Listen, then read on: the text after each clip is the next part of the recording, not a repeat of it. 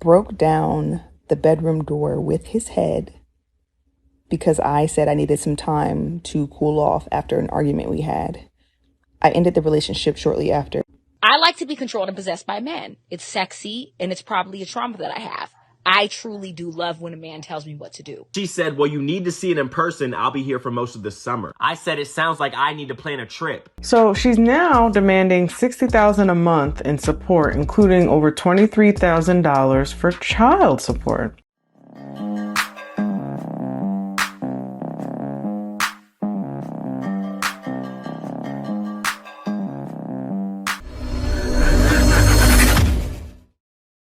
Hey guys, welcome back to More to Life. Before I get into this video, I ask that you like, comment, subscribe. Also, smash that notification bell just to be sure you get on my videos as soon as I release them. Let's get right into this. Bear or this man? Would you rather be alone in the woods with this bear or this man? This video cracked me up because this man compared who he felt were the safest man options to go up against the bear, which, if you have to do that, the answer is bear, right? But not only that, the man versus bear conversation is really just pointing out how men have an issue with rejection. They can't fathom the idea that a woman would choose anything other than man, regardless of how dangerous they've even seen men to be themselves. He even went so far as to say that if you chose bear over any of those men or all of those men, that you were delusional. Meaning that no matter how you actually feel, if you don't have an answer that agrees with what he thinks you should have, then you're insane. So not only do we have a man who refuses to take no for an answer, but we have one who, when you choose no, will tell you that you're absolutely crazy. Nothing about that feels safe. Now, I happen to be happily married to a man, so I'm a little bit biased in this conversation. But my last ex broke down the bedroom door with his head because I said I needed some time to cool off after an argument we had. I ended the relationship shortly after. But at the same time, I also used to live in the panhandle of Florida, which has a kind of large population of black bears who would go into our trash the way that raccoons do elsewhere in the United States. And if you approach them, they run away. There you have it. And one last thing that has been bothering me about this whole thing is, why haven't I seen any men ask the question, would you rather be in the woods with a bear or a woman? Is it because they know we would not care if they chose the bear? What are you talking about? This is another one of those situations. You know how women say they can beat men, right? This is the opposite of that, but the same thing, where delusion defeats biology, right? A wild bear, I'm talking about a grizzly. Forget those little black bears. Those little black bears may not do anything to you. It may get scared and run away because it knows it's on your property. But let you be in the forest with a grizzly and see how you feel. And it was wild because I seen Scarface Mark when he broke it down. He showed a woman getting chased by a grizzly bear, screaming for her life. Of course, you would rather face the man than the bear. Even if it was a situation where you had to go hands up and you had to defend yourself, yes, you'd be more safe. I like to be controlled and possessed in relationships. So if you're into that, please hit me up.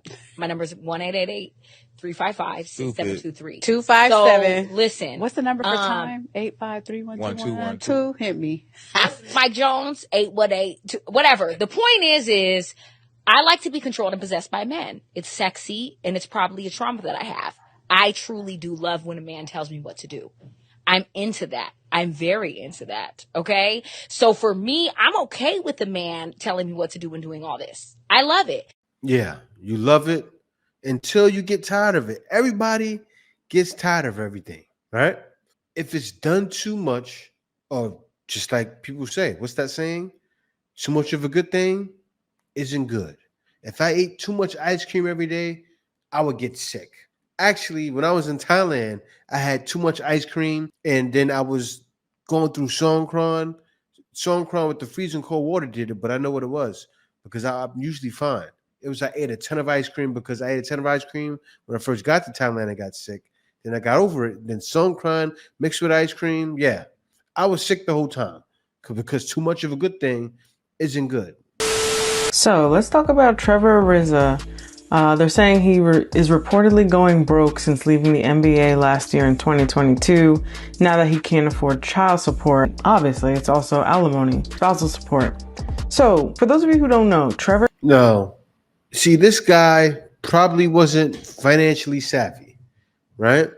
So $115 million over 20 years. Picture that, right? Picture a man living way beyond his means. That could have happened. And then let me let her finish, because she's going to tell you the lifestyle this girl wants. What she wants from him, what lifestyle she's used to living. He played in the NBA for 18 years, retired. His now-to-be ex-wife, she filed for divorce last year in 2022 as well. No coincidence there, right? He just retired from the NBA, but hey, whatever. So she's now demanding $60,000 a month in support, including over $23,000 for child support. That's another 10 grand in child support payments. She says she feels that he needs to continue to maintain that lifestyle she had while she was married to him. Ladies and gentlemen, please stay while I show you a living and breathing example of why the family court/government needs to regulate child support so that these poor men aren't working their asses off for money to give it to women who are not even using it to take care of their children. Ready?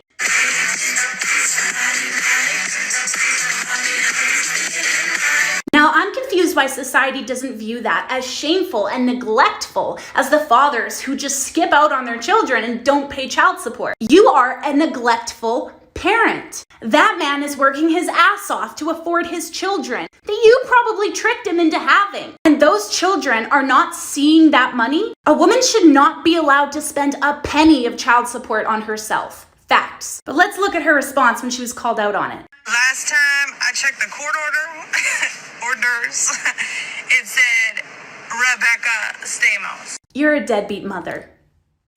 You know what that includes? Hold up. So his NBA checks are not coming in anymore.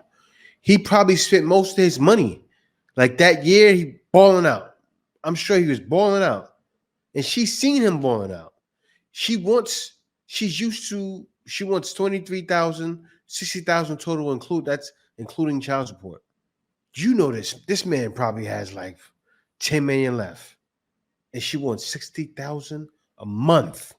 What's those numbers, y'all? What's that? What's that 60,000 into 12? What is that? Like 72? I think it's 72, right? Correct me if I'm wrong. $720,000 a year. You can't make this up. And I'm sure there's more. Wait, there's more. Private chefs, household staff, 5-bedroom mansion, and Rolls-Royce vehicles, just to kind of name a few. She also is demanding that he pays $275,000 to cover her legal fees. You're an evil woman. Oh, I always question that, because the women that are filing for divorce then want the man to pay for the legal fees.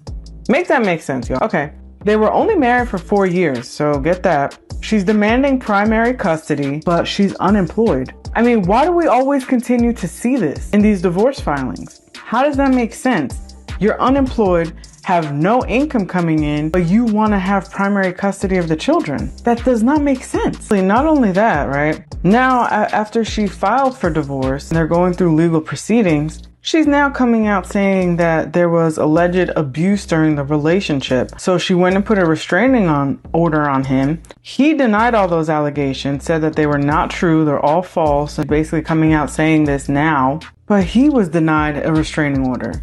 I mean, why do we always have this a one-sided issue? This can happen to men as well. So it's not just a one-sided issue when it comes to domestic violence. It's just not. But well, this woman, it seems like she doesn't know. Women usually do that to get the house, right? Imagine he has a mansion. She not only gets all of that money, he gets the boot. Cops come over. Sorry, you have to go. This is my mansion. I don't care. But it's mine. Oh, you got me. Yeah, man. I think the real irony is, why do we always see that these allegations come out after the fact? It seemed like everything was fine during the marriage, But when it comes down to fighting for money that you feel like you are owed, it's always trying to get these allegations out there. It's all about money. So that people already have this prejudgment of... No. There's domestic violence that goes both ways for both men and women. But I feel like a lot of these stories that we hear, it's like you have to kind of question the motive sometimes. And it's really unfortunate that it's come to this point. Is it all just about money? Also, another question that I'm going to leave you guys with is, why did she end up filing for divorce as soon as he left the NBA? I mean, isn't marriage supposed to be for better or for worse? No. She can't provide him. He can't provide her with the lifestyle he used to. So she's going to take whatever she can get from him without him, right? Now, she said, okay, you're not getting the money? Okay, I'm going to take whatever I can get from you. I'm going to take everything you have and go live it up with Pookie. Yes, that lady doesn't understand. Now she has the house. Now she can have all the house parties she wants, drop her kids off at the babysitter, and now she may have a mansion. I don't know if he still has a mansion. I didn't look him up, but I'm sure he has a nice house. She wants that house. A 42-year-old man from Michigan have confessed to killing his wife after only being married for 6 months.